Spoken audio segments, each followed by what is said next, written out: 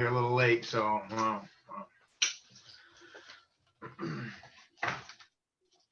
Oh, hey, Craig, Yes, I have those cards for the beautification committee. Can I just drop those off in the office, or do I need an appointment, or how are you guys working down there now? yeah, just drop them off in the Dropbox. That'd be great. Okay, I'll do that. Yep.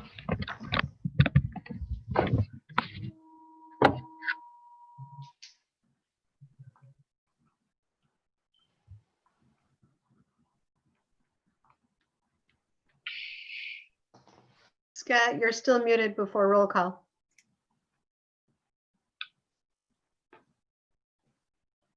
I got all this background noise going on over here. So we're live on YouTube now. Thank you. Oh. Watch what I did.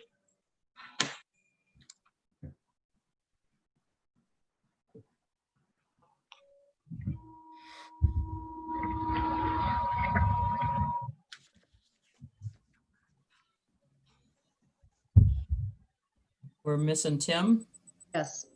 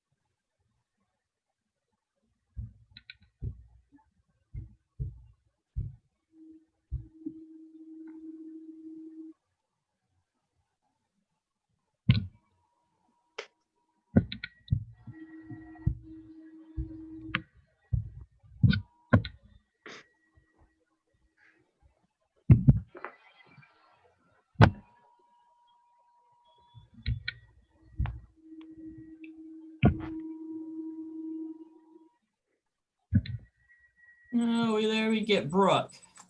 No, there we are. What happened? Boy, that picture changed. You're muted. Was the other picture better? You look Uh, safer where you are now. It was a stock photo. Yeah, I found it on the internet. It looked just like you. Okay, it's 7 o'clock. I'd like to call Ferrisburg City Council meeting to order Monday, June 15, 2020 at 7 p.m. Roll call, please. Mayor Hop, Here. Councilmember DeWitt, Here. Councilmember O'Donnell. Don't see him on. Councilmember Carlson, Here. Councilmember Blease, Here. Councilmember Montgomery, Here. Councilmember Sias. Here. Okay, at this time, our city council, our meeting will be pursuant with Executive Order 2020-75. The Ferrisburg City Council will conduct its business via Zoom to mitigate the spread of COVID-19. Members of the public are welcome and encouraged to participate in this meeting. Members of the public are not required to register or otherwise provide information to attend. Please utilize your mute function on your phone while on a conference call when appropriate. May run the virtual meeting like a regular meeting. There will be opportunities at the beginning and at the end of the meeting for public comments. At this time, I'd like us to take a moment of silence, reflecting on the social unrest which is going on throughout our country, all that are affected by that.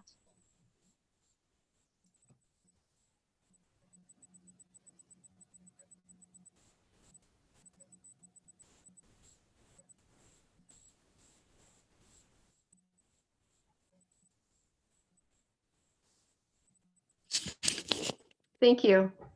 At this time, I'd ask you to join me in the Pledge of Allegiance.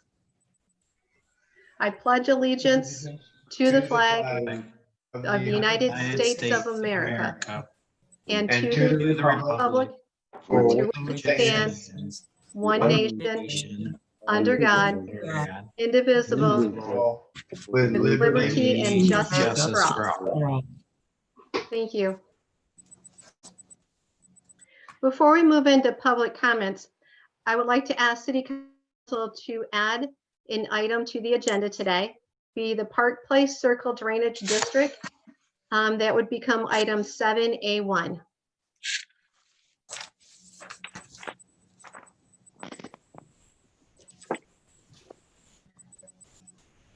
So I need to have a motion and support to add this to the agenda, please. I'll support it, Your Honor. I'll second. Perfect. Thank you very much. All those in favor by roll call, please. Councilmember Carlson,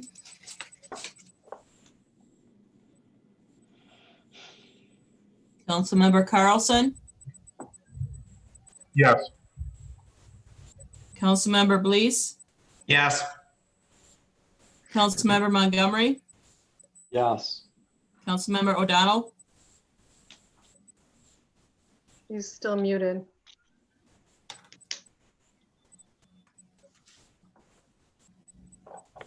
there you go.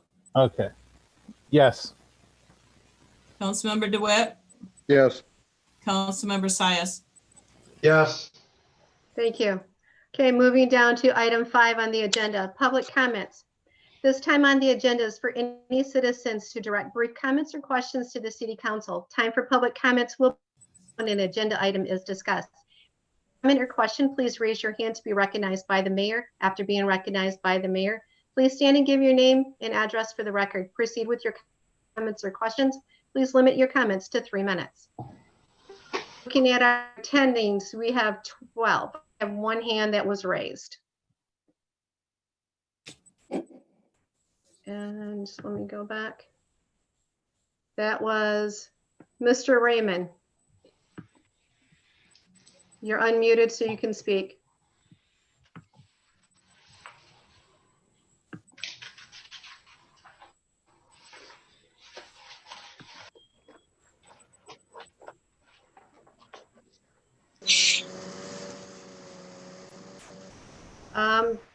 He's not unmuted. Is that better? Yes, it is. Thank you. This is Tammy Raymond. Okay. speaking. Okay. And my address is 17569 Park Place Circle. All right. So I'm speaking on behalf of the Park Place Condo Association. And I would like to request, some of this is going to be, Mayor Hop has already put the Park Place drainage issues before on the agenda. So this is some of it I'm going to repeat, but anyway, I'm going to just prepare the comments that I have. I would like to request that Park Place Condo Association drainage issues be added to the agenda tonight and the council consider petitioning Ottawa County Water Resources to take over the drainage systems of Park Place Condo Association, Coast Guard Park, and the surrounding areas off of Parkwood. The current drainage system design has set up Park Place for disaster, considering the high lake levels, high groundwater levels, design of Coast Guard Park, and extreme rainfall, especially on April 29, when we received an estimated 7 inches of rain, and then on May 15 through 17 with another 5 inches, which has left Coast Guard Park flooded to this day. It was the perfect storm, causing 21 of our 44 units to experience flooding. With water gushing into our small pond from surrounding areas off of Parkwood, combined with the flooding of Coast Guard Park flowing into our large pond and back property, we were surrounded with water and no place for it to go. The majority of those who experienced flooding on the weekend of May 17 are directly related to the city not dealing with floodwater in the park and refusing to drain our retention ponds during that weekend. I am here to appeal to the council to approve a motion to petition Ottawa County Resources to take over jurisdiction of our drain systems in order to prevent the residents of Park Place to have to live in upheaval of their condos based on the flooding, and to prevent them from having to spend more than the thousands of dollars everyone has already spent, and to prevent physical and mental health issues from dealing with standing and flooding waters. We need to address this dire situation immediately. The importance of having the council approve the petition is that it will move the process along much more quickly, and I believe it will demonstrate your greater concern and care for the residents of Ferrisburgh. I am sure that the city, as well as us as residents, are all desperate for both a long-term and short-term solution problem. I don't think any of us want to have another spring or flooding situation like we had this year. Joe Bush, our Ottawa County Resource Manager, is here tonight to clarify and answer any questions about the importance of acting on this tonight. Thank you very much for this opportunity. Thank you. Is there anyone else that would like to speak that is in the attendees? There is another hand.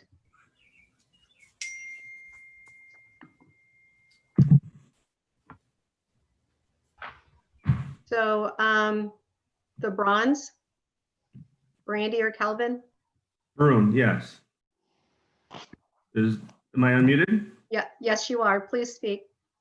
Thank you. My name is Calvin Bruin. I own the property at 18100 and 18102 Alpine Court. And I'm also representing my father, Fred Bruin, whose property addresses are 18110, 18112, 18120, and 18122 Alpine Court, who's not able to attend because he's currently displaced from his home due to the water damage. We've had several issues with our building after major rains since 2009. The storm drain empties at the corner of Mohawk and Parkwood. This is directly behind our property line. It appears that the intent is to have the storm drain flow into Coast Guard Park. However, from there seems to be no plan on how to manage the water runoff and the park floods. Our issues are always when Coast Guard Park becomes flooded. We came before the city council in the past asking for help in response to the park flooding, and we're told that that this issue only affected a few people and it was not worth trying to fix it. Here we are 11 years later and we're still struggling with water coming into our buildings after heavy rains. We have installed drainage tile in our buildings and had done well until the rains of April 29th. This is when the park became flooded again. We have had 4 pumps running nearly 24 hours a day for several weeks. The storm drain that empties behind our property does not have anywhere for the water to go. We want to know why nothing has been done and what can be done to remedy this well-known problem. If you're not going to fix the problem, then we implore you to find a temporary solution and let the county take over the drains. Between my property and my father's property, we are easily looking at over $150,000 in damages and repairs. We are losing rent to our tenants that are living in only half a home. We're asking that you make an effort to get the standing water out of Coast Guard Park so that the ground might have a chance to dry up. We're also requesting that you petition Ottawa County Drain Commission to take over this drain. It's very apparent that additional resources are needed to come up with a solution for this drainage problem. And I'm glad that the council has added this item agenda to the meeting tonight. Thank you. Thank you. This time, I'm not seeing any additional hands being raised. Is that correct? That's what I see. That's correct. Thank you. So moving down to item number 6 on our agenda, consideration approval of consent agenda. A, approve June 1, 2020 City Council meeting minutes as printed. I'll make a motion. Support. Motion support. Roll.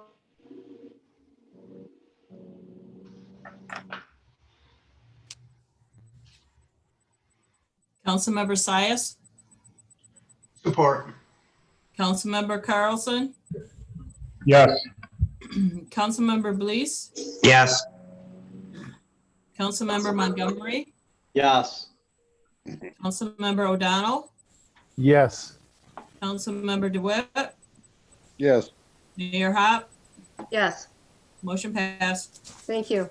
Moving down to item 7, new business. We have added A1, discussion and take action if appropriate to adopt a resolution of application for laying out and designating a drainage district and petition, locate, establish, and construct a drain. And we would need a motion support to open to discussion. I had a motion. I discussion. Support. Thank you. Okay, at this time, I see our commissioner, Mr. Bush is on. Would you like to share your information that you have with council?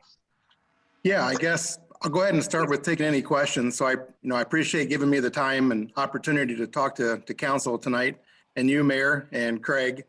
I know I've had conversations with Craig and both Rebecca. So I don't know what questions I can bring up, except, I don't want to look like I'm in favor of one or the other, because I got to remain neutral, but I'm happy to answer any questions that pertain to drain code or how the process moves quicker if the city petitions rather than the people. Is that kind of, because if the people petition, we'll just use as Mrs. Raymond, who has been kind of the point source. And if she moves along and gets the petition by the people, there's a two-step process, and that takes about 6 to 8 weeks longer. And it could be more of a headache later down the road on easements rather than the city petitioning. If the city petitions and passes a resolution, then I can move starting tomorrow, moving the board of determination up quicker. Does that make sense? The board of determination is the process of me appointing a 3-panel board that has no affiliation with the city of Ferrisburgh, nor any of the council members or the mayor, the manager. So you guys are completely out of it at that point. Once the petition is in my hands, then I take over and get a board of determination set up. I set the public hearing up. You guys are more than welcome to come and share public comment. It'll probably be held, I don't know yet, because I heard it could be via Zoom on these public hearings. I'm not sure if we're going to be able to do it in person yet. But either way, we're more than happy to entertain anybody coming during public comment. That's what it's for. If, say, Ms. Raymond and the others, people, who would want to petition, then it's about another 6 to 8 weeks on top of, and it could be longer than that, because once chapter 3, there's 2 different parts for people to petition me, rather than a municipality or MDOT or the road commission. The chapter 3 is you need 10 signatures. That gets the application in. Chapter 4 comes along, then they have to make sure that they get enough signatures of the potential route and course to move the process forward. So we don't know what the route and course is, and we have to have 50% of the signatures, which could be a timing thing more than anything at all. Whether the city petitions or the people petition, the process will, as far as percentage of the cost, we don't know what the cost is, nor is that determined at the board of determination. They do not determine the cost or the project.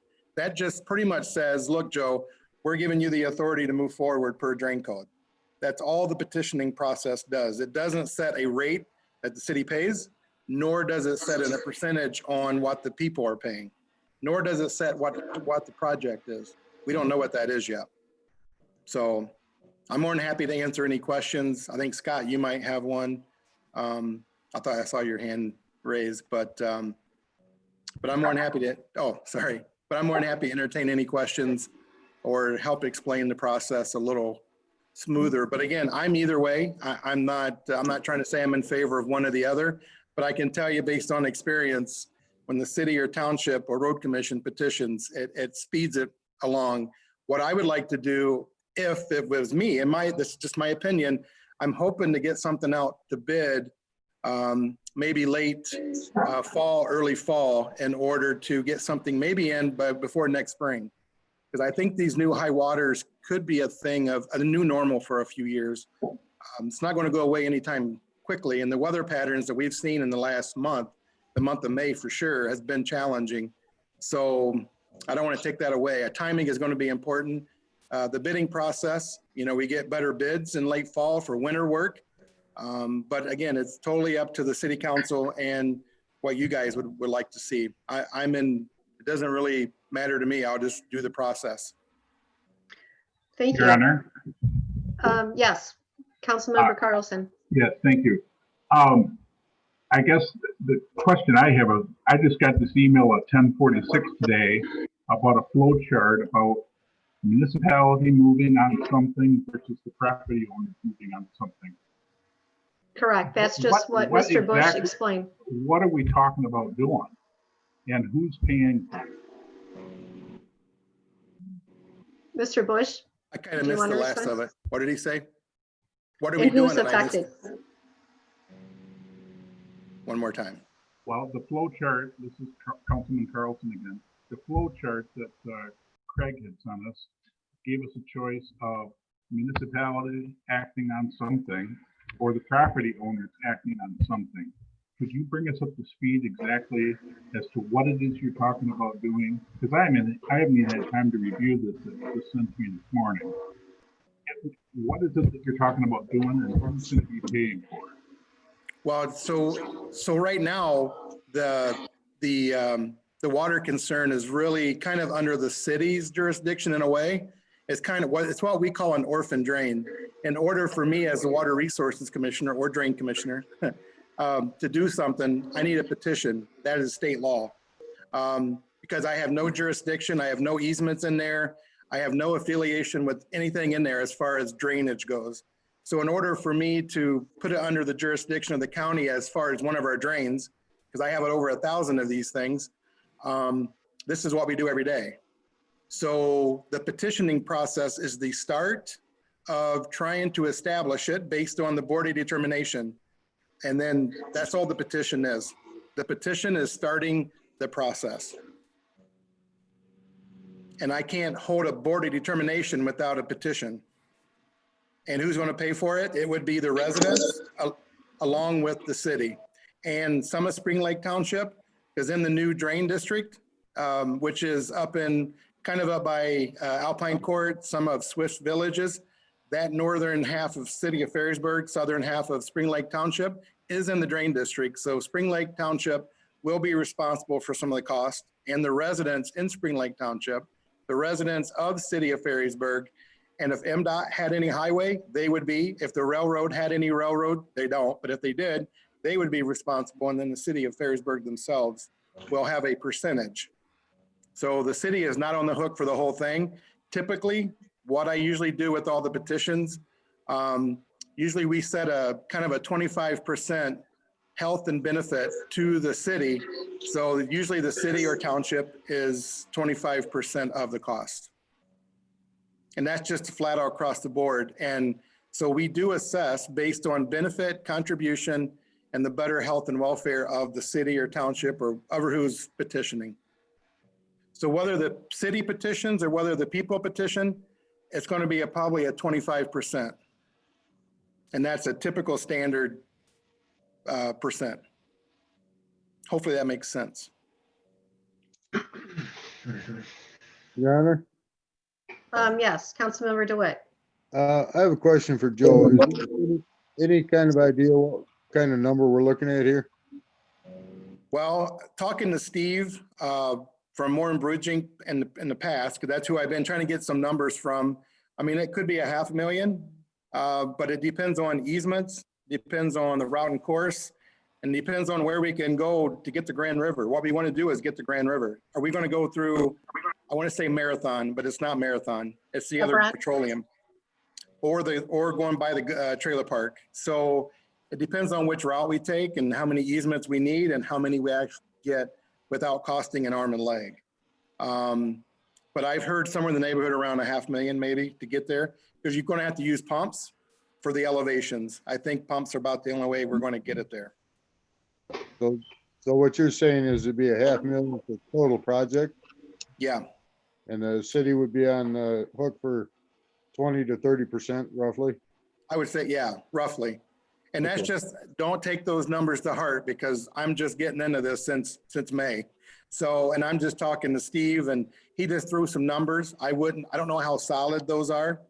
One thing I will say, and I'll put on the record, and I always say it, even at the board of determination, I don't put if the cost outweighs the benefit, then we have to reevaluate some things. I don't want people to think, oh, Joe's going to have a $5 million project and is going to bankrupt the city. Well, if the benefit doesn't, you got to make sure you balance the cost with the benefit. Because again, I know a lot of these people have already had flooded homes several times. And so I want to be real cautious of that cost. So whatever that looks like. So so the Spicer Group is who I'd be using for an engineering firm, and they know how I work. They have about 12 projects with me in Ottawa County. And they know I want an option A, an option B, and an option C. I necessarily don't always go with the Cadillac system, because if the Chevette gets us to point A to point B and it lasts us a long time, then I have faith in it. I don't have to have the Cadillac, nor will I put that cost burden on the people. So we will evaluate every opportunity and every option that we have. So we'll get pretty creative on this one. This one it's a challenging location.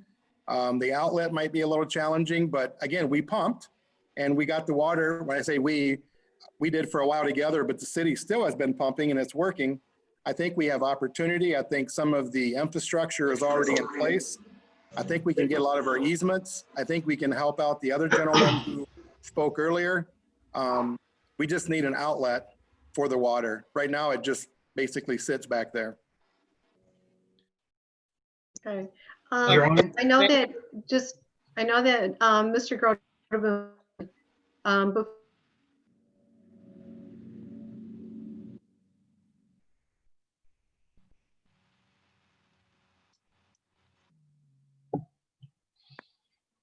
You locked up, Rebecca.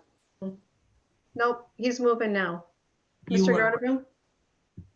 Grote? Maybe I was locked up. Good evening, Steve Gronable, Moore Brugink, we're your city engineer. Joe, thanks. So there's no confusion. Is there a Steve Spicer Group as well working on this? Paul Fortin. Paul, Fortin. okay. Yeah, I was just referring to you and I having conversations before, so. Okay, so so Joe Bush and I spoke shortly after the event to put Coast Guard Park and 20 other units underwater there. For new council members, this has been an ongoing issue for the city of Ferrisburg for at least 20 years, maybe 22 years since they were put in. One of the issues is the exterior units, the walkout units are very, very low, right around the elevation of 600 feet. To put that in perspective, all the water that was in Coast Guard is at about elevation 600 feet. We looked at three quick options one day. One was, the simplest one was to raise the bike path up through the park there and to create more like a levee that would hold the park water back from the circle. If you were to do that, you would still have to pump the water from Park Place Circle up and over the bike path. If you can picture that, it's kind of like being in the Netherlands, where when you drive down the road, your car is here and there's a boat up here, right? This is Park Place Circle. This is the water level in Coast Guard Park.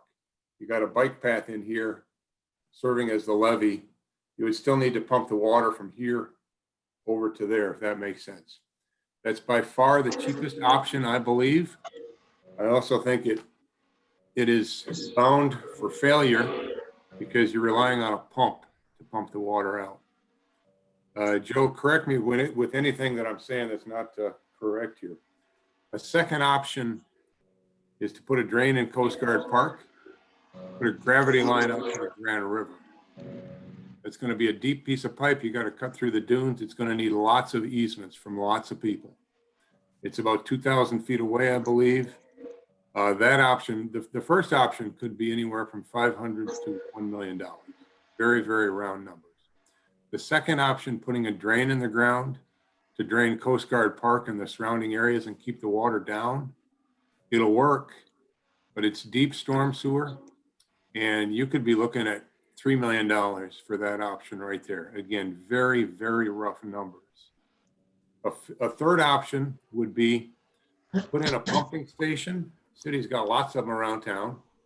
You'd probably have 3 pumps in it. When you were pumping the one day, that Sunday afternoon, that was 1,000 gallons per minute. That's a very large pump. to quantify the amount of water that was out there. We think it's about 5 million gallons, plus or minus. Doing the rough math, if you're pumping 5 million gallons at 1,000 gallons per minute, it's going to take about 3 days to pump it down. So if you have a pumping station in there going through a force main out to the river, the pipe's a lot shallower. It's easier to build.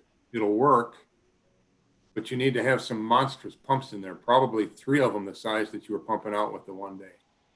Those pumps have to be tested at least once a month to make sure they're running.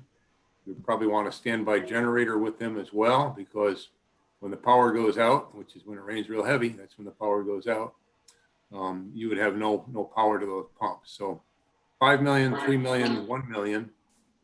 In my mind, this is, if it were easy, we wouldn't be here tonight talking about it. There's no good outlet for Coast Guard Park. It's kind of a giant divot in the ground there where the bottom elevation is about 597 and it's ringed by dunes, keeping all the water in there. I don't know. I know how much of it comes from the city of Ferrisburg. I don't know how much of it comes from groundwater. I don't know how much of it comes from the Spring Lake Township.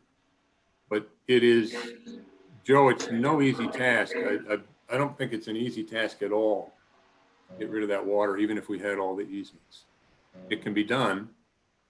On top of all that, you would need a DEQ/Army Corps of Engineers permit to drain additional waters into Lake Michigan right now. I can't imagine that's an easy permit to obtain when every 1/10 of an inch, every 1/100th of an inch on the Grand River and Lake Michigan adversely impacts property owners there. That's all I have. Thank you. Okay, thank you. Are there additional questions from council members at this time? Your Honor, Yes, sir. Councilmember O'Donnell. I've been trying, like, again, I got the same as Councilmember Carlson, this information, and had not been able to look over it to examine our options.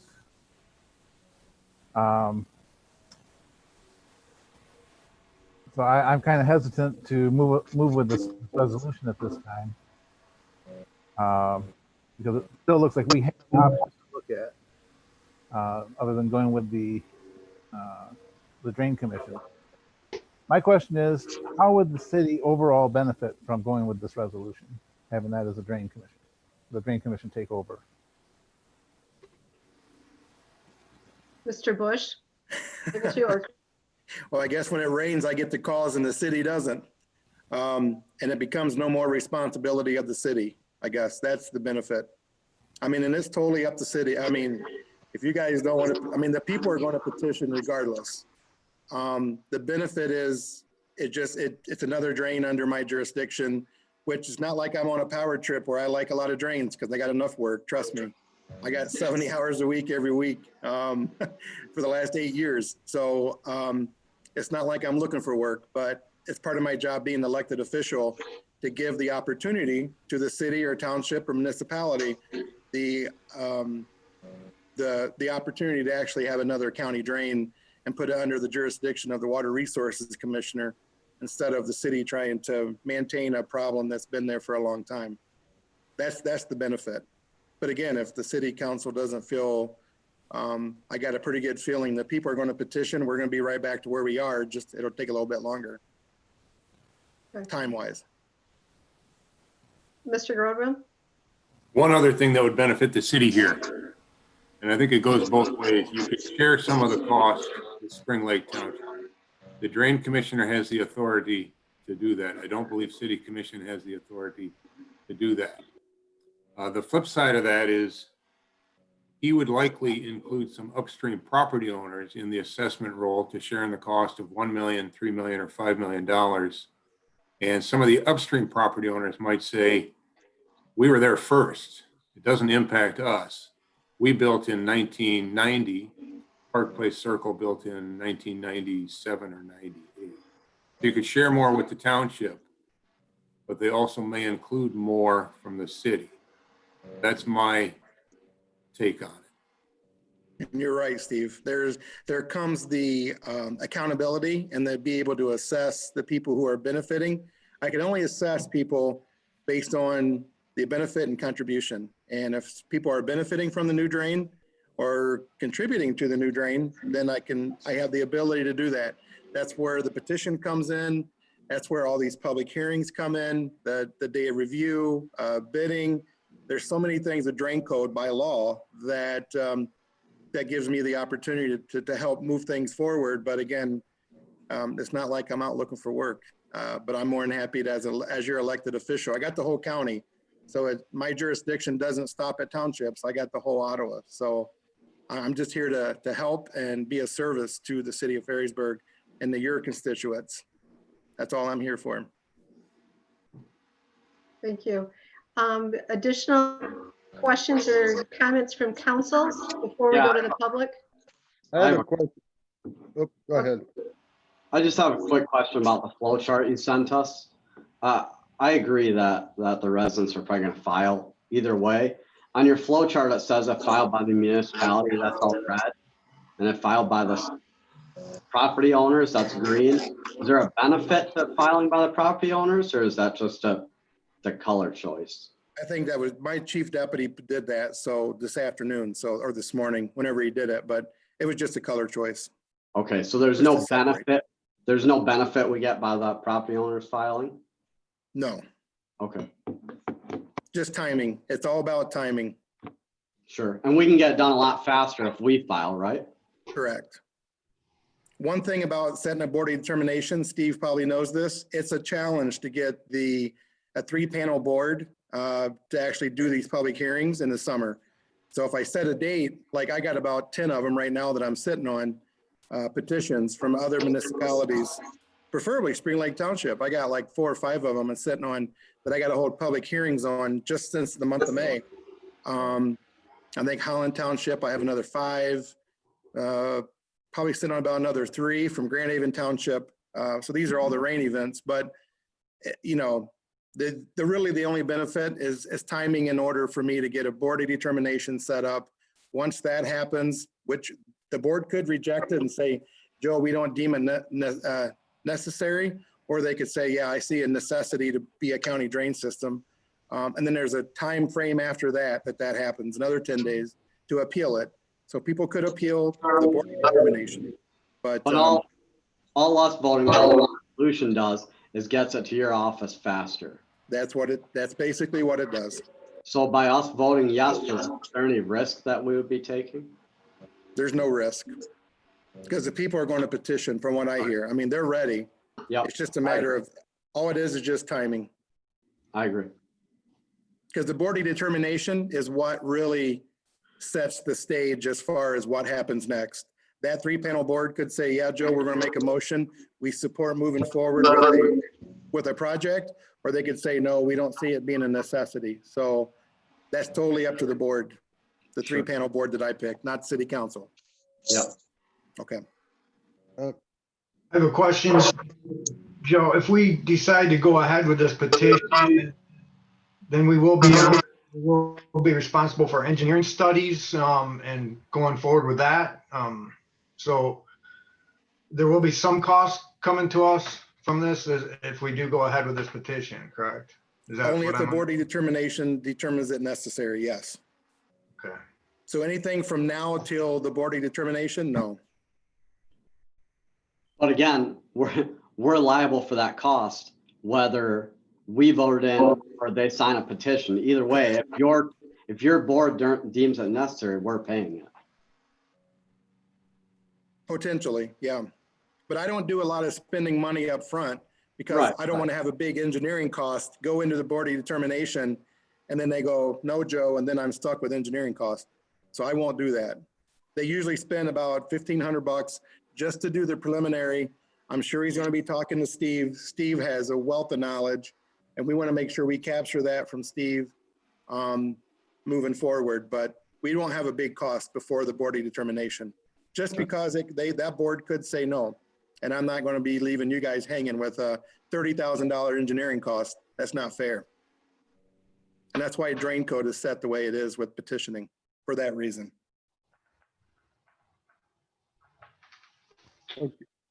Your Honor, I have a question for Joe. I think we lost her. Oh, there she is. She's on mute though. Can you hear me, Joe? I can hear you. Okay. Rebecca's on mute though. Rebecca's on mute. Okay. There she is. Okay. There you are. Go ahead, Mr. Dewitt. Question I got for you is, okay, we signed the petition, it goes to the board. You know, stuff, what Steve was saying, looking at $1 to $5 million here. At the time of the board of determination, does the city have the right to veto it or not participate, or how does that work at that point? Well, you can appeal the board of determination after 10 days of the board of determination. So the municipality or people in general could appeal the decision, but and once the board of determination makes a determination, then it's pretty much moving forward. Okay, so at that point, we signed a blank check, basically. Well, not necessarily, because again, I'll have 3 options, and if it's too expensive and the residents are like, well, wait a minute, it's cheaper to raise my house than it is to do that. You know, I want to be fair. So, Okay. Well, I was just sitting here listening. I heard numbers from oh, 500,000 to 5 million. yep. That's a big difference. Oh yeah, and those are all rough numbers. So I'm not going to try to sugarcoat anything, because I really haven't dug into a whole lot of this, except just having some discussion with Steve, and him and I had some great discussions on cost, and it varies, you know, but I think it just depends on what we can get for easements, the outlet, what's going to get permitted. It's not an easy task. Otherwise, somebody else would have done this for the last 22 years. So it's definitely a challenging one, to say the least. One thing I'm not going to do is have a $5 million project and nobody can afford it and put people out of their homes or anything like that. We can spread the cost up to like 20 years. And so that's a good part. I mean, as far as spreading it out, because I know COVID has hit people's revenue sharing. I know a lot of people are maybe on retirement. A lot of people lost their jobs and don't have the income. So I take all that in consideration when what we're doing. Maybe we'll have a temporary solution until we can get a permanent solution. Maybe there's different options that we can do in the meantime to prevent, maybe get on the upfront of some of the flooding before it gets to where it was last time. Maybe there's some opportunity to do that in the short-term goal, but the long-term goal might be a longer, you know, situation. So You can understand our reluctance here from, you know, hearing from 500,000 to 5 million. oh, absolutely. City can't afford anywhere as close to 5 million. Oh, for sure. I don't think the residents could either. That's why I'm looking at 3 options, and we'll be working with Steve and making sure that Paul Fortin from Spicer Group, we check out all these. Right now, we're doing a big project in Grand Haven Township with pumps and putting pumping stations in, and it's been quite challenging. It's been that way for over 20 years. So kind of similar here. This one's a little more unique because we have to go in the river to get rid of the water. Army Corps permits needed and Eagle permit. But again, I think being the scenario, you got to have an outlet somewhere, and it's going to be pumping to get it there. Again, it's just a matter of location of the outlet. I think there's opportunity. We'll just have to figure out what's going to be the best solution. Again, I'll have to say again, and for the record, it basically comes down to benefit versus the cost. Making sure you're getting the best bang for your buck, right? That's what it's all about. Let me ask you this.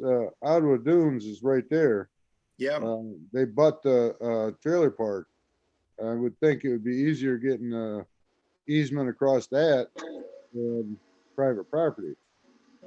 It could be. It just elevation is going to be a big one. Elevation to get up in the Ottawa Dunes. And you know, I sit on the Parks and Rec Commission. So yeah, if I can go through the park and go up into Ottawa County's Ottawa Sands, and if that's the best solution, that, you know, we work hand in hand together. Number one, I sit on the board, and then being elected. So we work on a lot of projects together. So I guess another question for you would be, if we petition you tonight, does that change the position the city's in a later, at a later date? Like, rather, if the city petitions you as opposed to the citizens petition you, does that put us in a different place as a city to contest whatever, the price or whatever down the road? No, it doesn't change that at all. Okay, Even if the people petition, you can still have that opportunity to appeal it down the road after the board determination. So if you want to appeal their decision, there is an appeal process to that. Does that make sense? yeah, well, I'm real reluctant to put the city on the hook here for a blank check. We don't Right. know, and you won't know until after the board determination, correct? Well, I won't know. That only tells me I can move forward. That doesn't even give me a cost or a project. That just tells me that Spicer Engineering can move forward and we can do a little bit more study and do some topos and work with Steve a little more in depth than we can right now. Because right now I don't have anything in front of me to do anything. Okay, so the city would be on the hook for the engineering fees at that point Well, everybody would be. in total? Yes. All the drain Yeah, area. people, Spring Lake, everybody. Yep. Anybody that's in the watershed and who's benefiting from the engineering would pay for the study, or not study, there's no study, but some of the engineering that's going to be involved would be in that cost. Everybody. The Okay. residents of Park Place Circle and Spring Lake Township and their people. Okay, thank you. Yep. Are there any additional questions or people need clarification, council members? Joe, has this been petitioned to your office before? What's that again? Has this situation come to your office before where it's been turned down? Well, apparently from one of the residents, I think it was Tammy, I spoke that there was a petition that never got sent in, but got sent out about 10 years ago. So I've only been doing this basically 8 years. So it's before my time, but for some reason it did not move forward. It never had a board of determination on it. It never made it that far for whatever reason. Otherwise that would be on our record and we don't have a file on it. So typically after 5 years, you can abandon a petition and even nothing of that was done. So it never had a board of determination. It never had a public hearing. So unless you guys got some paperwork on it, but there's nothing in my department. And we have a pretty good tracking record. Councilmember O'Donnell, you had raised your hand, and then Councilmember Bliss. Go ahead, Scott.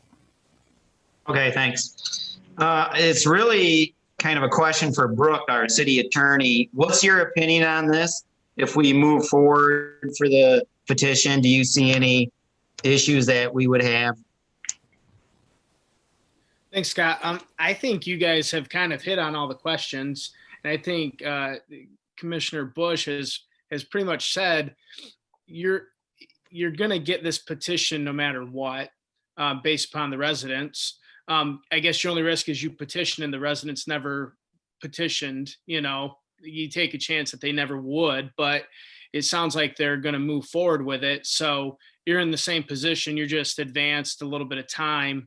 And hopefully, like the commissioner said, you can get a bid in earlier with these contractors and maybe get some winter pricing and be ready for the spring so that it can get done and you don't have another issue with flooding. So, it might actually benefit you more by doing it as opposed to the residents if the timing works out like Commissioner Bush has said. So if the citizens are going to go forward with it anyways, it doesn't put you in any different position. And I think then if it can work out and you can pay for it over 20 years and it can take some pressure off of having, to address these issues, then that's a good thing. And you can put it on Commissioner Bush's lap to deal with. Yeah. And, it then takes that pressure off of the city. And if it's going to happen anyways, you might as well find out sooner rather than later. Okay, thanks. You're welcome. Councilmember O'Donnell? Thank you, Your Honor. I have two concerns on this. One is this drain district is going to be overlapping into another jurisdiction that we are not representing, Spring Lake Township. That concerns me that we would put other people that don't have a representation on or a voice in this. I'm kind of reluctant to bring in to do that, to put an obligation on somebody that doesn't have a voice in this, since we can only represent Perrysburg residents. The other thing is, would the regular bidding process go out, so there would be multiple bids for any project? Let's talk about using the Spicer Group, and would that be in violation of our charter in regards to paying for projects? Can I answer one of those, Mayor Hop? Certainly, please do. So the Board of Determination has a public hearing, which I've already spoke to Gordon Gallagher. He's already know this is coming. That's the time where representation, we'll be inviting everybody in the watershed. So when I do hold that Board of Determination, everybody will be notified by mail that they're invited to come and give public testimony at that time, along with the Township of Spring Lake. But Mr. Nash and Gordon Gallagher already know that they're part of this watershed. We've already had another petition on Swiss Village already for their flooding. So they know this is a hot spot. So they will have representation there at the Board of Determination. They don't have to file a petition, but they will be notified to come and speak at the Board of Determination if they have any conflict with it. And Gordon's already said he's fine. I mean, it is what it is. If their water runs that way, then they might come and speak in favor of it just because they want to help their residents as well. Okay. Does that answer your question, Mr. O'Donnell? Hopefully that answers your question. Yeah, that answers that question. The other one was about the bidding process for projects. Do you go out, have multiple bids? Would we Is have that for me, or you guys have a policy? I don't know which one you're referring to me. That'd be a question for Mr. Bessinger. So it's going to be a drain commissioner's project, so they would follow their purchasing procedures for that. Okay. So it wouldn't be in violation of our charter for needing multiple bids for a project. It's not our project, it'd be the drain commissioner's project. Okay.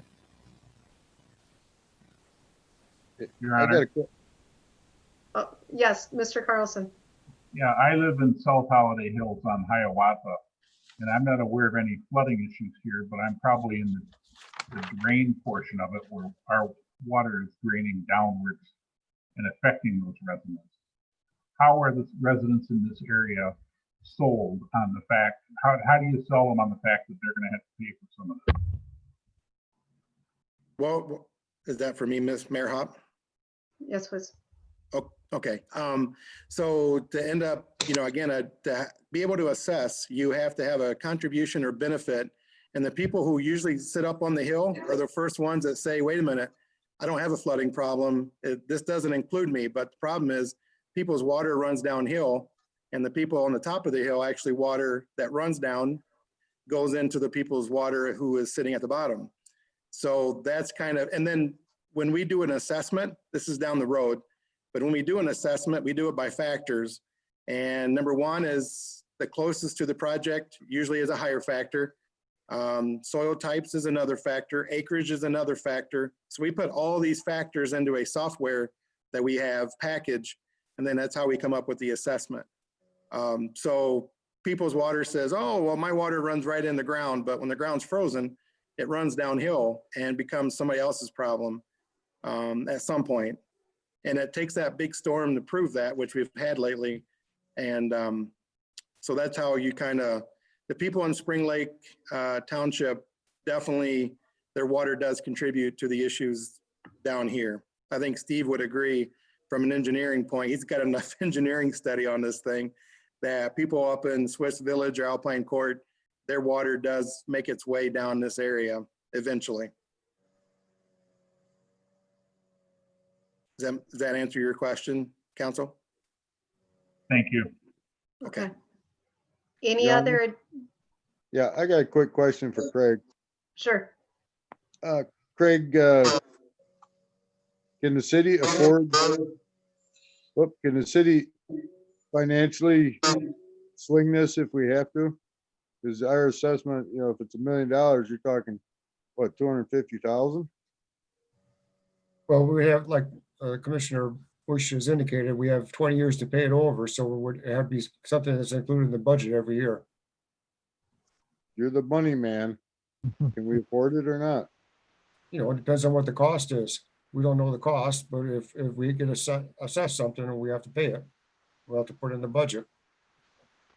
One thing I do with all the managers and people that I work with, especially Craig, we'll be working hand in hand if we get to that part of here's a cost, here's what we're going to do, put it out for bonding or whatever. But again, I will be working with Craig hand in hand because he is your money guy and the council as well. But Craig with the day-to-day operations, you know, we'll put some figures in his hands and we'll just work our magic and get the best numbers we can when we get to that part. But I won't leave you guys hanging, not knowing.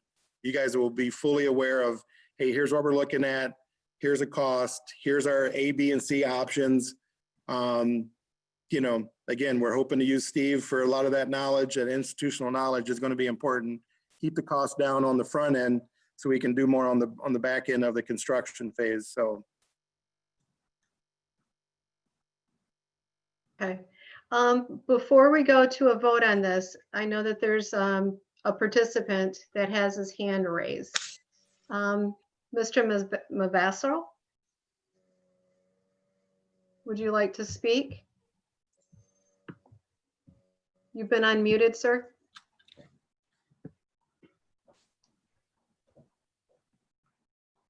Joseph? Did you wish to speak? I don't know. Okay, at this time, if there's no more questions or comments, we will ask for a roll call vote to move forward. The motion states, discussion, take action if appropriate to adopt a resolution for application of laying out and designating a drainage district, a petition to locate, establish, and construct a drain. So we have a Ready? motion support, so we need a roll call, please. Councilmember Blease, Yes. Councilmember Montgomery, Yes. Councilmember O'Donnell, Yes. Councilmember DeWitt, Yes. Councilmember Sias, Yes. Councilmember Carlson, Yes. Mayor Hop, Yes. motion passed. Okay. I see that Joseph is still here. Joseph, you're one of the attendees. Do you wish to speak?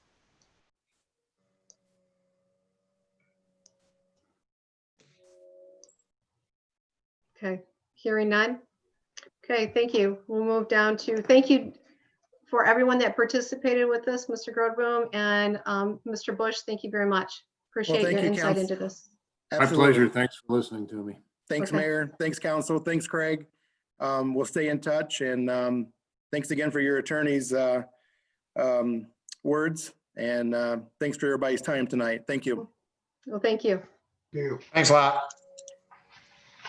So moving down to item 7A, introduction of ordinance number 311, an ordinance to define a no-wake zone on waters of Spring Lake adjacent to the city of Ferrisburg, village of Spring Lake Township of Ottawa County. At this time, the city has not received information, correct, Craig, to be able to move forward with this? So in April, or last year, we started this process to move the buoys in Spring Lake. There was a public hearing held, and there was a preferred location for the buoys. We sent that information to the state. On April of this year, the state came back and basically the buoys would remain in the same place as they currently are.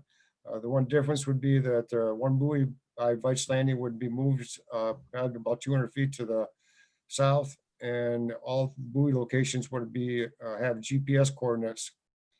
When we got that from the state, we sent a letter back to them asking to reconsider their preferred route that was discussed at the public hearing.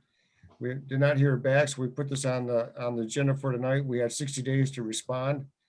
Today, we did get a response from the state that they still have not had a chance to review our request and that they were waiving the 60-day requirement at this time. Okay, So so the recommendation, go ahead. would be my recommendation just to table this.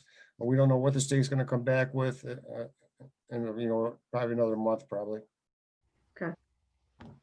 Your So we Honor, need a motion, I move that we table this. motion support. Roll call, please.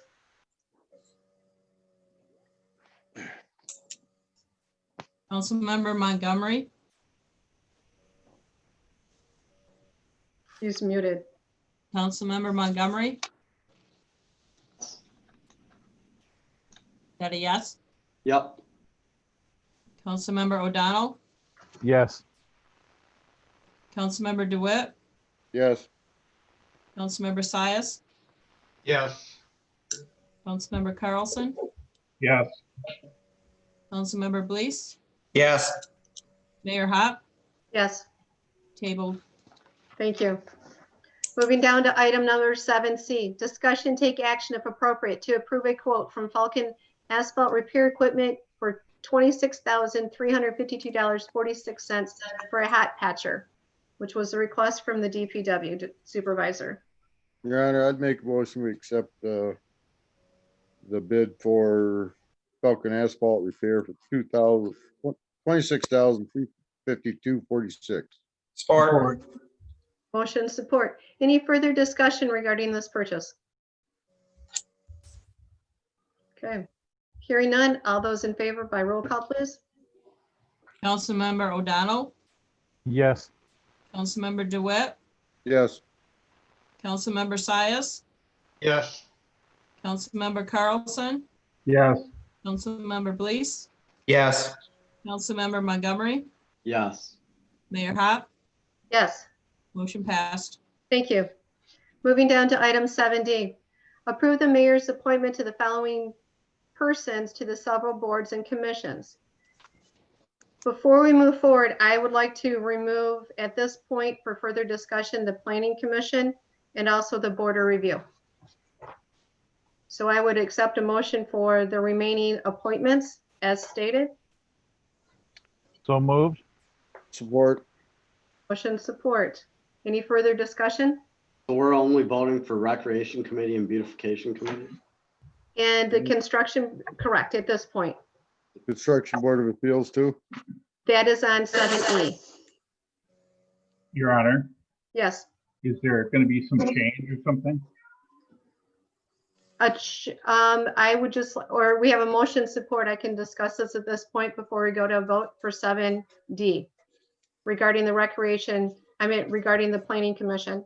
The dates and applications were received.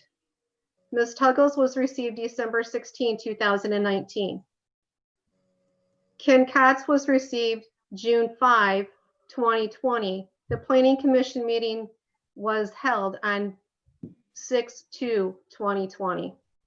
Stephanie Raleigh's application was received on 1/27/2020, and Kieran Matkovich was received on May 4, 2020. I guess my concern is how Mr. Cott was put forward onto this without an application being in hand by the Planning Commission chair at this point. Maybe Mr. Buzinger can add some insight to this. and when the planning commission reviewed the applicants at their May meeting, the motion was if Ken Cott submitted an application that he would be given the 3-year term. If he did not give it his application, and then the terms would go to Sandy Tuggle, Stephanie, and then Karen.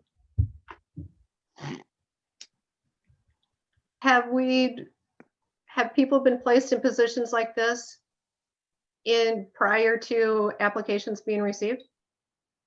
Or is this setting a precedence moving forward? I do not recall a recommendation without an application, no. Okay. I will choose not to appoint Mr. Cott to this because we have policy and procedures and application deadlines need to be in prior to the meeting. So I am not wanting to set a precedent moving forward because then it diminishes the importance of our residents applying in a timely manner for open positions, or if they're asking to serve on one of our boards or commissions moving forward. Your Honor. Yes, So your question would be to remove Ken Cott and replace him with the other person that applied? correct. With Karen Matvovich, because those 3 applications were received prior to the June 2nd, 2020 Planning Commission meeting. Okay, would you like a motion stating that? I don't have her name in front of me. I'm sorry, but Her last name is Matvicchuk.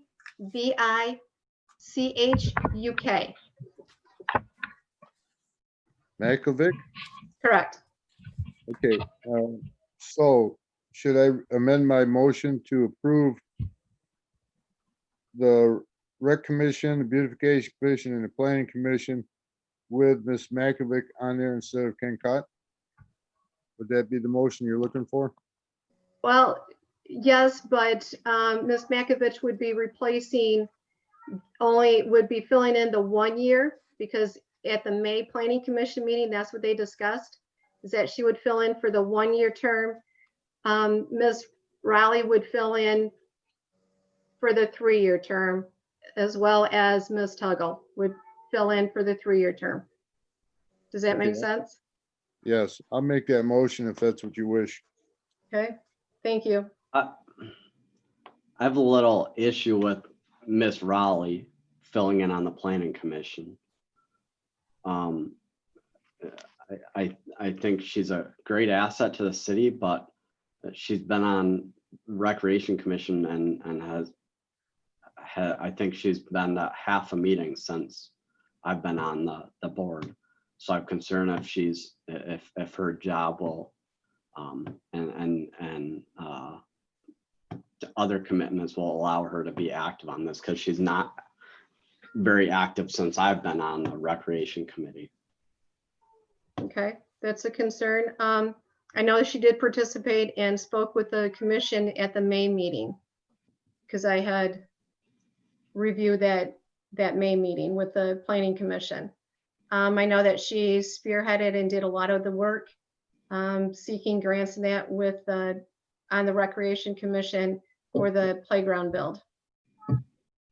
So I just know that from. Is there any other questions or concerns regarding that? I thought, Ms. Raleigh, are you on as an attendant today? Thought I saw her name come up. Ms. Raleigh is. Can we unmute her and have her answer Councilmember Montgomery's question?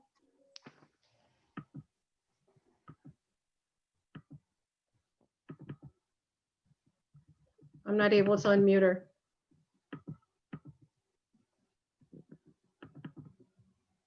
Thank you. Ms. Raleigh? Hello? Hi, there was a question with the Councilmember Montgomery asking about your availability to be able to attend on a regular basis the Planning Commission meetings.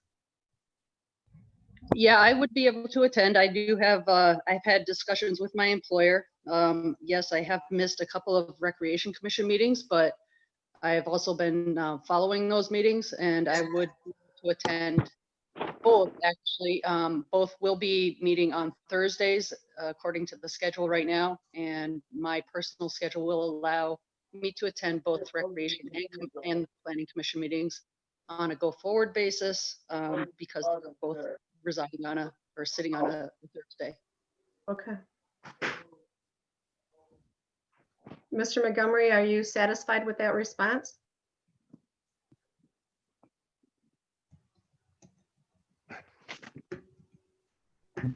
Yeah, like I said, I've only been on since November, so I would Sure. like to see a little better attendance before I vote her on to an additional board. But And I know that she was going through, oh, go ahead, Ms. Riley. Well, and to that point, Will, you have only been on the board for a short time. Mr. Bessinger, you have been with the board, the Recreation for a while, and my attendance has been definitely more than what has been represented, maybe by William. Okay. And I know that you were going through some additional trainings for your employment, correct? At that time? Yeah, I've since achieved EMT status for the state of Michigan, and that was in conflict with my Thursday evenings. So, okay. Like I said, on a go forward, my commitment to the city is, I think it's been demonstrated over the years, and I continue to commit to the city on a go forward. And if there's any concerns, that's fine. But I look forward to participating in the planning and staying on recreation.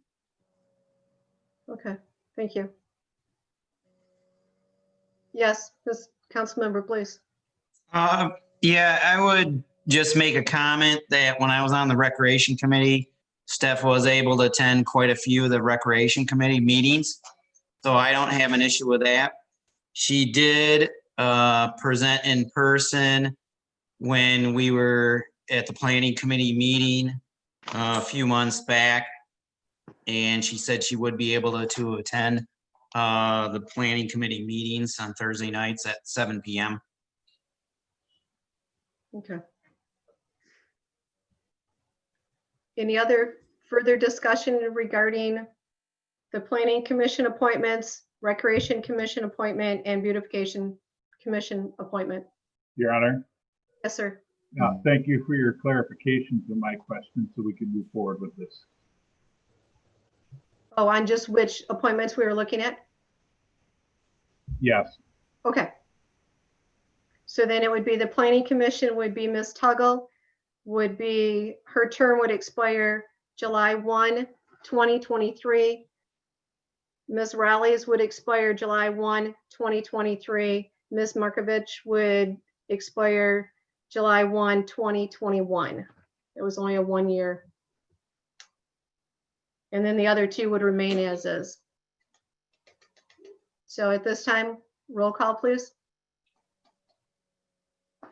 Councilmember DeWitt, Yes.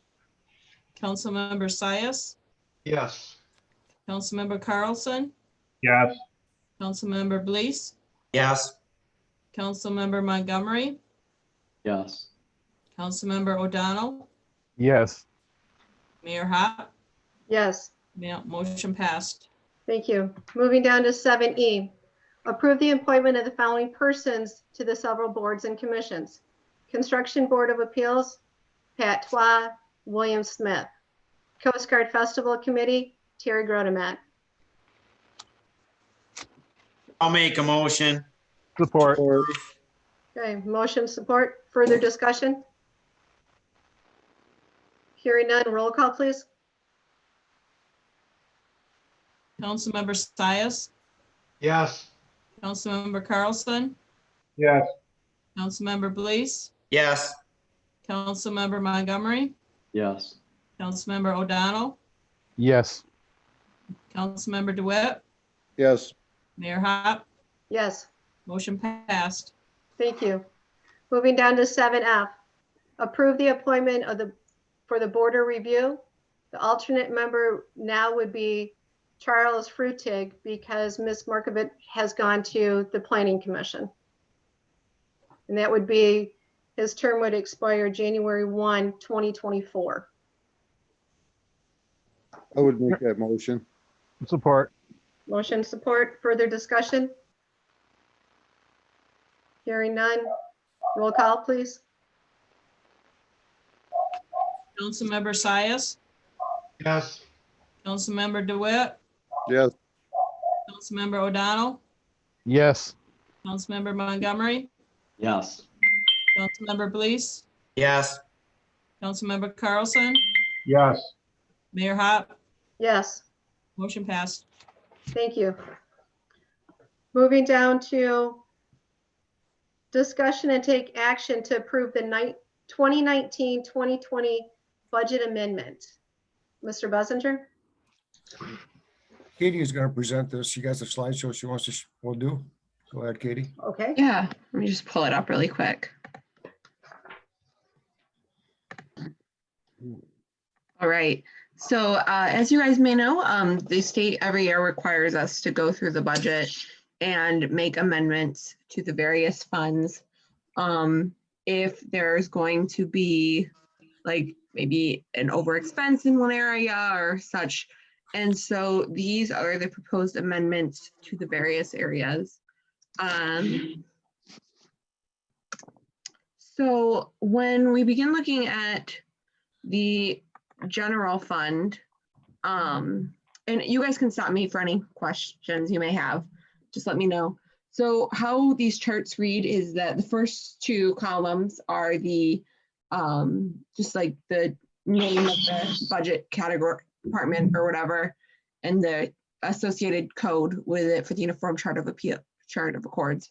And then the first column after that is what was approved as the fiscal year 2020 budget. The next column is what has been currently spent of that budget or currently received in the case of revenues. The next column is which is the money that we're expecting to be received or to be paid still in the next 2 weeks. And then that gives us a balance for June 30th. And then using that balance, we've proposed amendments in various areas to change the budget. And how the amended budget would read is the final column over here. And so in our general fund for 101, the primary driver of amendments was that the fire department went over on several expenditures. And so we amended some of the revenues based on money that had already come in extra in order to help account for some of those expenses. Just to clarify, some of the expenses that went over budget are purchases that city council approved, and we knew that we were gonna have to amend the budget to account for those. Yes, sorry, I should have said that. So the first slide here about expenditures shows that we took, based on the travel expenses for city council, we took some money away from that to help pay for some of the other expenses in the general fund, as well as the two added expenses here are for the salaries for council and the mayor, and those are based off the charter amendment that passed earlier this year. This is our next slide from expenditures. The police department went a little bit over budget, and this line right here for 880 for community promotion, some of that will be fixed. So it's still going to go over budget, that section, but not as much. And I think the other big one, there was an increase in the budget expenditures for data processing.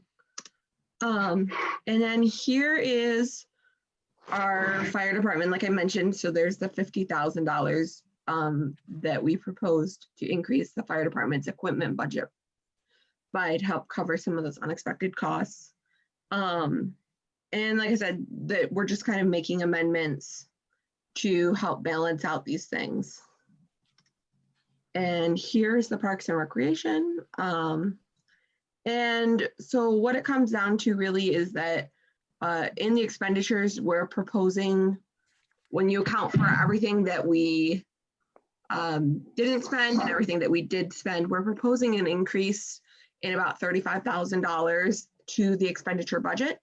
However, that is also covered by the revenues that are coming in that help balance that out. So moving on to Fund 202. So this is the Major Street Fund. Here we are, the major change in 202 that was changed the expenditures was the North Shore Drive project, but we are receiving more funds from the state in our SAW grant in order to help balance that out. And so while we expected to only have $105,000 from the state SAW grant, we are now expecting an additional $286,000 to come in. And then, Excuse me, Katie, just to clarify on that, the SAW grant, the 540 account, that's going to account for all state money. Basically, we've been using that for the SAW grant. The $286,000 is from the MPO money that will go into that same account. okay. Thank you. So here's the expenditures. Like I said, the construction fees, an additional $225,000 to be spent. That's for the North Shore Drive project. And like where we took away some of that money as well to help balance it out with the revenues. Here is local streets. There are no amendments proposed for the local streets fund, as the expenditures do not exceed the revenues. So here's the expenditures. And like I said, we're not going to, we aren't anticipating any budget amendments needed. 245, this one has the one change is for the tennis courts in the Fire Barn Park, and that project was not started. So we are proposing an amendment change of moving that project to next year. Is that correct, Mr. Bessinger? That's correct. So we're just switching some money in one of the light items in this fund. Yep. So 249, there are no proposed amendments for Fund 249. As you can see, the revenues are far outweighing the expenditures in this category. 301 also has no proposed amendments. 402 also has no proposed amendments. 405, we are not proposing any amendments. And despite, we are expecting a little bit less in interest and deposits. However, it should, Mr. Messenger, can you, the 405, we're not proposing any, correct? Right. Correct. Okay. So this is 590, no amendments proposed here, as the revenues are less than the, or the expenditures are less than the revenues. And then for 591, the primary driver of change here is the increase, the Second Street water main project. However, we are also, as council approved, we are going to take some of that money from the fund balance to help pay for that Second Street water main project. So that's reflected here in the revenues. And then in the expenditures, we were able to, obviously we have that increased cost and under the contracted services, but we're able to save a little bit of money in some other places as well to make sure that we're not taking as much from the fund balance. And then 641, there were just a few minor changes to this department. There was a couple of categories that they went a little bit over. And so we took a little bit more revenue from the sewer and the water department, but then also less money from the general fund. And yes, there's the, like I said, we went a little bit over on salary in this department. And that's all I have. Does anyone have any questions? Yeah, I have a question for Craig. that increase in the police budget, that was for the retirement, right? Yeah, we put some extra into the retirement account, pension account. Okay, so that is gonna be an ongoing expense for the next few years? We're looking into it at this time. We haven't really made a decision on that yet. Okay, thank you. Katie, for putting that presentation together for us also. Yeah, you're welcome. Any other comments or questions for either Katie or Mr. Buzzinger regarding these adjustments? Okay, hearing none. Your Honor, Roll call. Your Honor, Oh, yes, quickly, sir. I have a question. The monies that were gonna be spent on, say, 4th of July parade and the different events in town, was that funding put back in the general fund that wasn't spent on the events? Or where did that monies go? So that money is budgeted in the next fiscal year. Okay, So when we spend July 4th, we don't actually spend that money until the July 1st budget year starts. okay.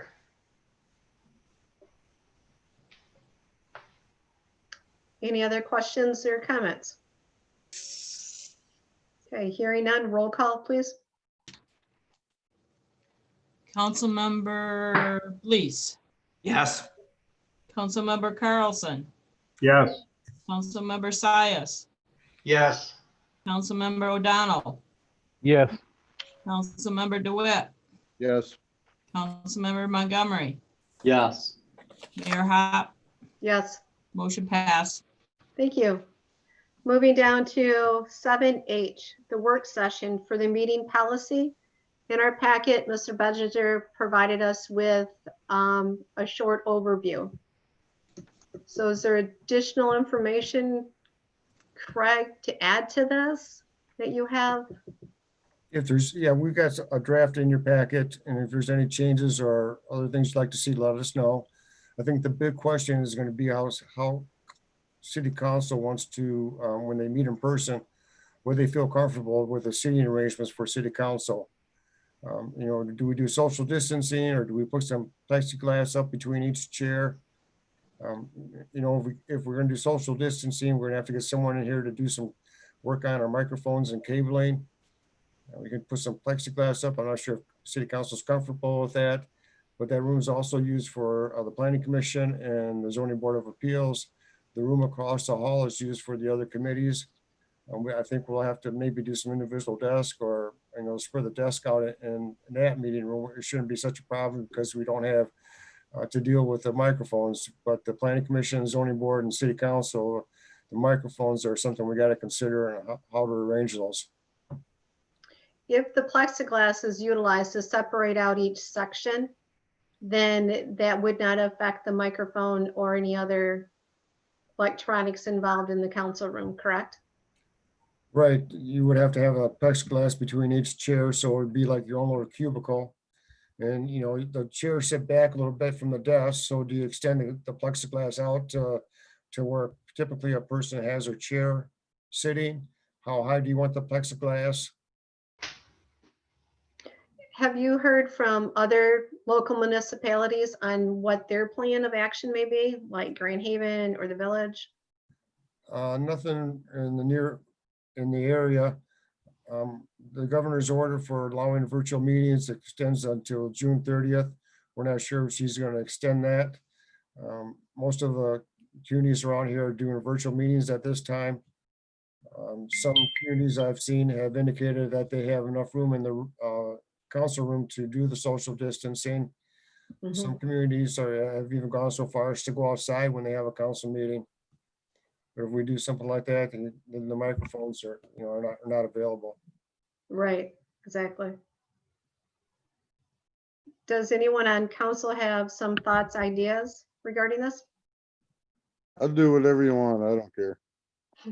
Okay. yeah. You know, I would feel comfortable just coming back wearing masks, maybe, you know, and without the plexiglass even, you know, if everybody's, I mean, if you feel ill, please don't attend the meeting, you know, Right. but I trust that everybody on the council, you know, has that, you know, well thought through. So, I think just masks would be fine for me personally.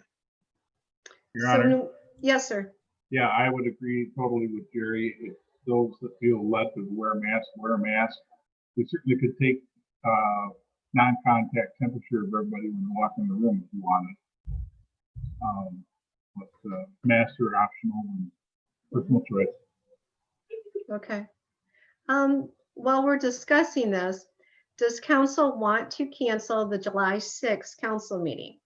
Which some businesses have Friday, the 3rd off for the holiday. Other businesses have Monday off for the holiday. So if we did cancel the July 6th meeting, then that would allow us more time, and maybe there'd be other executive orders that would have been lifted by the governor by our meeting in July, the 3rd Monday. What are we planning on going over in that meeting? Do we have Pardon any? me? What do we have right now planned to go over in that meeting? Anything? Do we have any working sessions? Buzzinger, you don't have anything currently, correct? That's correct. Nothing for the agenda at this time. It would mean that the meeting in July would probably be a longer one, just because we'd only be meeting once that month versus twice. But the cancellation of that July meeting isn't uncommon. We've held them some years, but then other years we have canceled them also, depending on when the holiday fell. Your Honor, Yes, I would make a motion, we cancel the June 6th or the July 6th meeting. If we have to go a little longer on the next meeting, we just have to deal with it. okay. A lot of people have plans for the weekend. They give them an extra day to Mhm. do whatever. I'll support. Yeah, I agree with that. Gives us time to see what the governor's gonna do. Okay.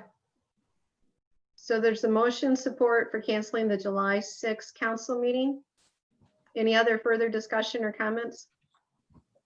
Your Honor, from the standpoint of plexiglass, that I would feel would be a hindrance to our communication.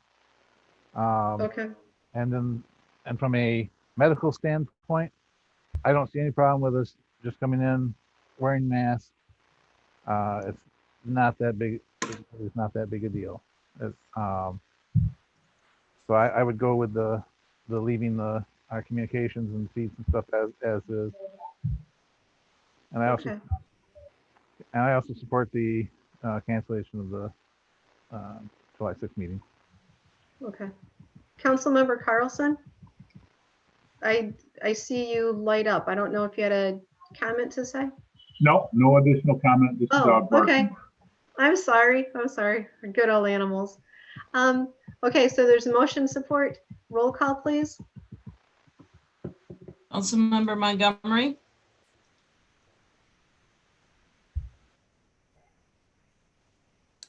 you are muted. I can't hear you. To cancel the July 6th meeting? Yes. All right, yes. Councilmember O'Donnell, Yes. Councilmember DeWitt, Yes. Councilmember Sias, Yes. Councilmember Belize, Yes. Councilmember Carlson, Yes, Mayor Hop, Yes, meeting canceled. thank you. So, Mr. Buzzinger, do you have enough direction to move forward for our next meeting in July based on our discussion tonight, or do you need more information from council? No, what I'm hearing is just to leave the room as is. We'll have the mask and sanitizer available for everybody that comes in and for council if they need one. And we'll do the same thing for the other boards that meet in that room as well.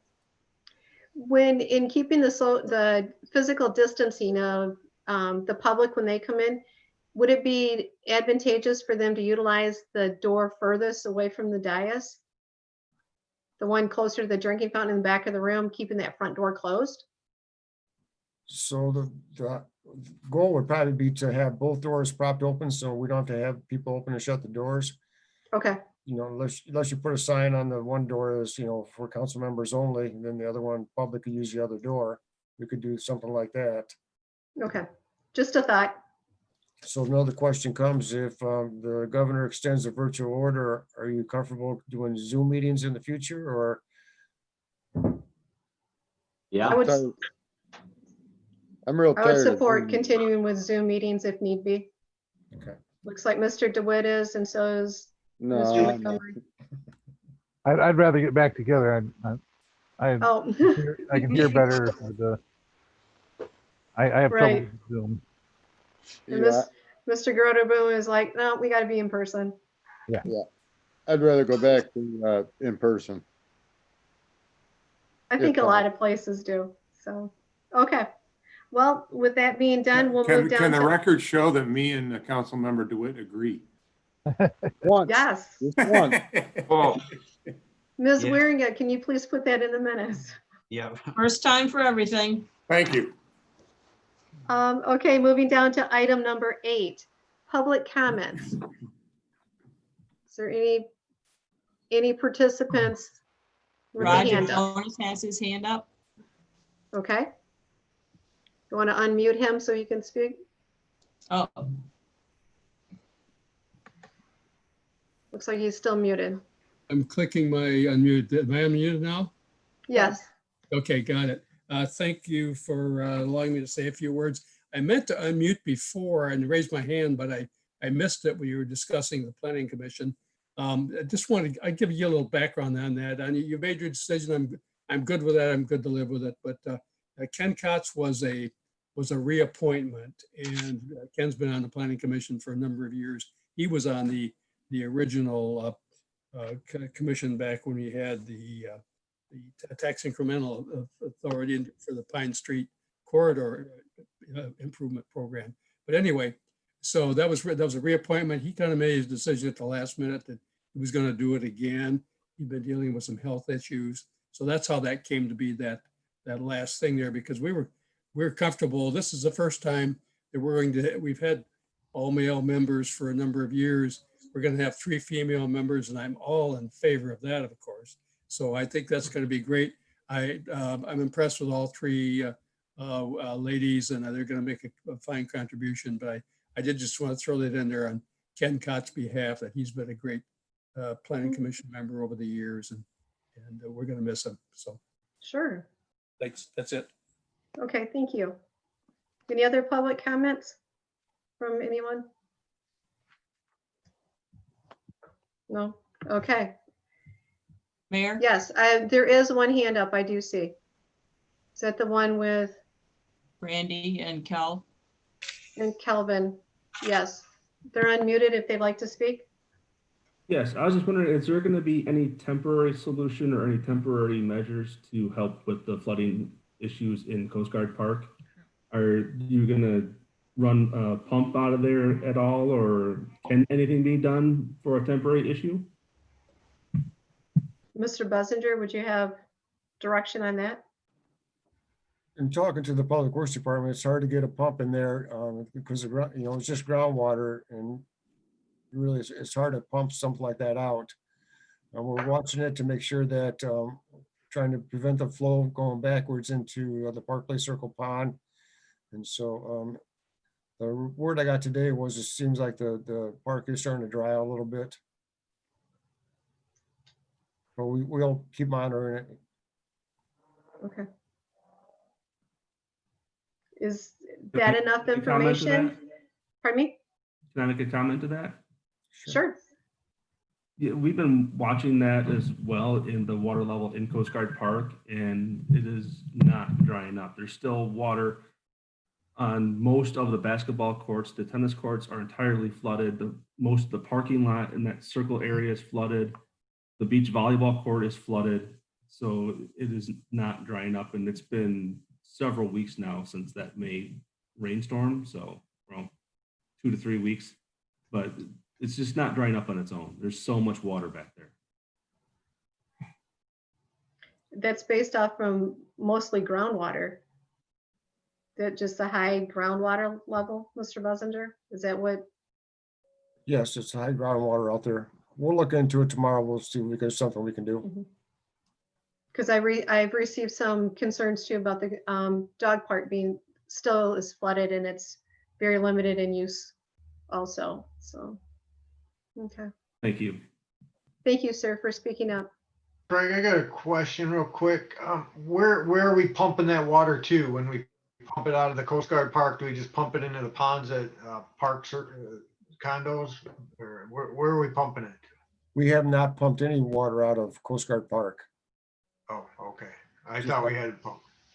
We have a pump out there that's pumping out the ponds at Park Place Circle, which is going into the storm drain. Okay. Okay.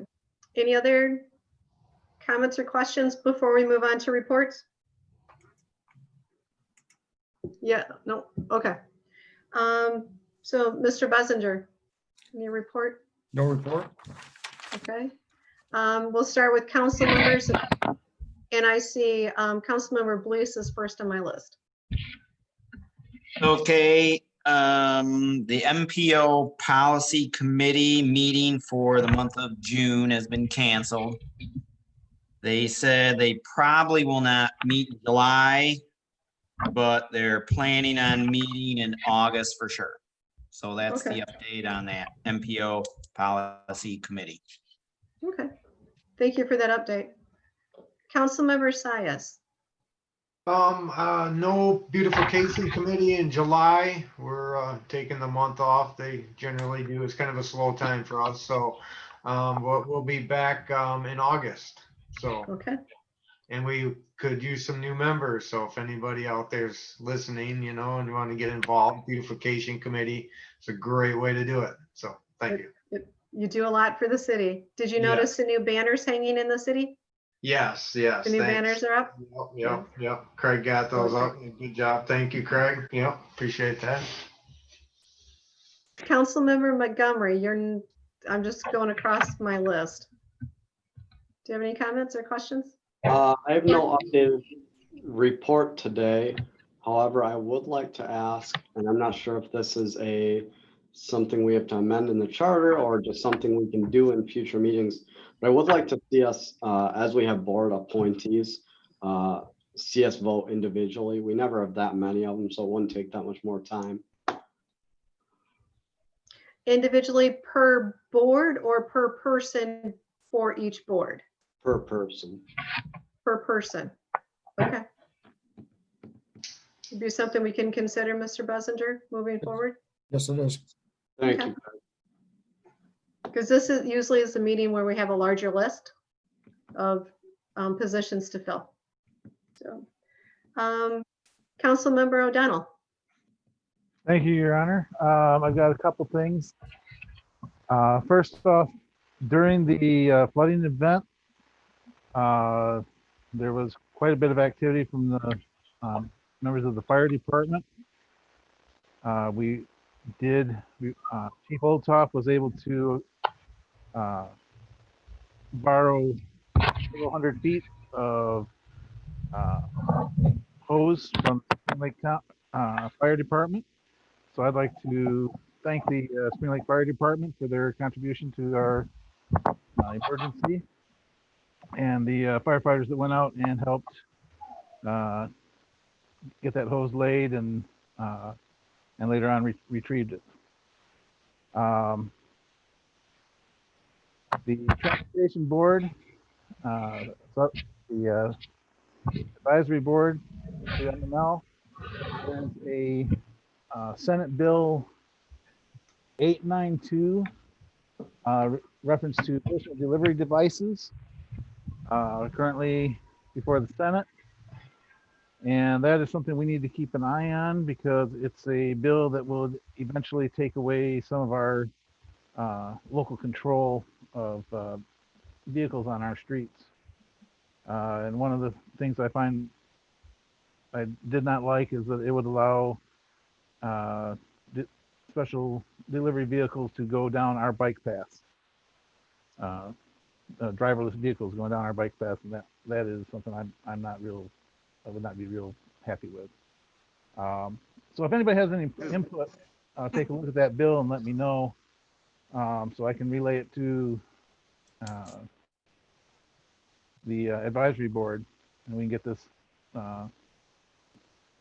before the some of these ideas to the Senate.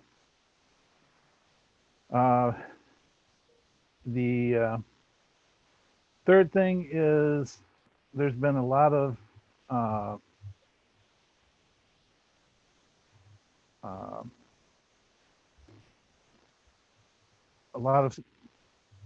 criticism on our police force.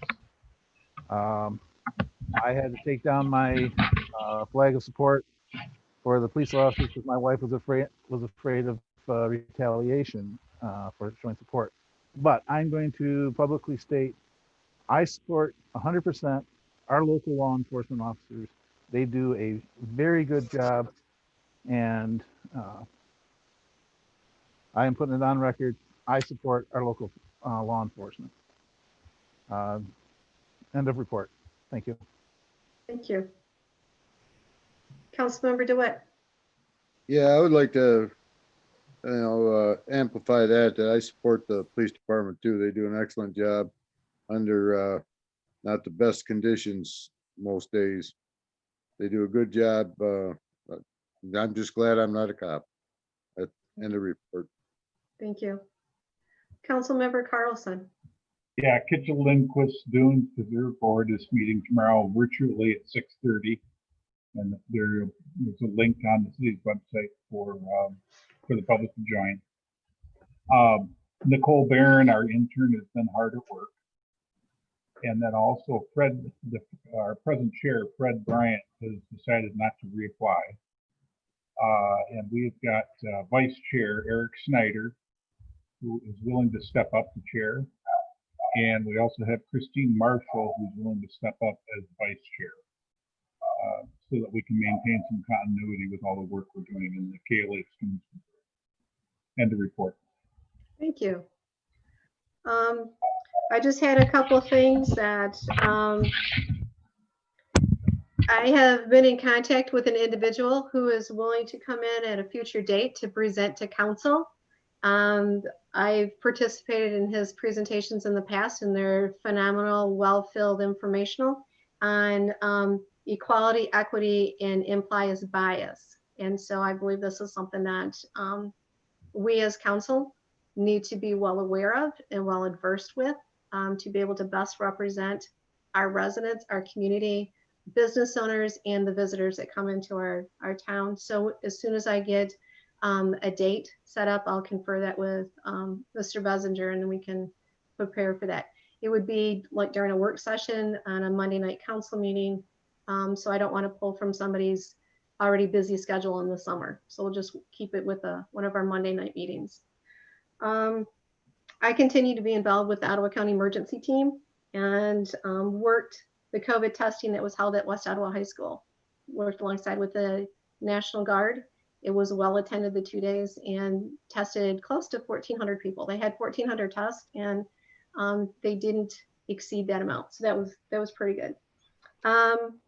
Also received information from our contact person with Michigan Census from 2020, and Ferrisburg has achieved about 70% return on the census for our residents. So that speaks highly of our residents and their involvement. So thank you very much for that. I want to echo Mr. O'Donnell and Councilmember DeWitt regarding our police department that we have through Ottawa County Sheriffs. And I hope everybody had an opportunity to read Sheriff Kemper's statement that he sent out to us earlier this week. So want to continue to support those fellow officers. And also thank you to the fire department. When they did borrow that hose, our fire department needed to stand ready because it took one of their engines, Spring Lake Township's engine, out of use because it didn't have the hose. So Ferrisburg had to stay ready to cover if need be for Spring Lake Township. So thank you very much, the fire department. So, and the DPW for their ever ongoing work within the city. So anyways, and staff, sounds like a soft opening and people are starting to return back to work. So looking for kind of a new normal now at the city. But that's it. End of report. Motion adjourned. Support. There you go. Have a great week, guys. Thanks. You too. Bye. Peace out. Bye-bye.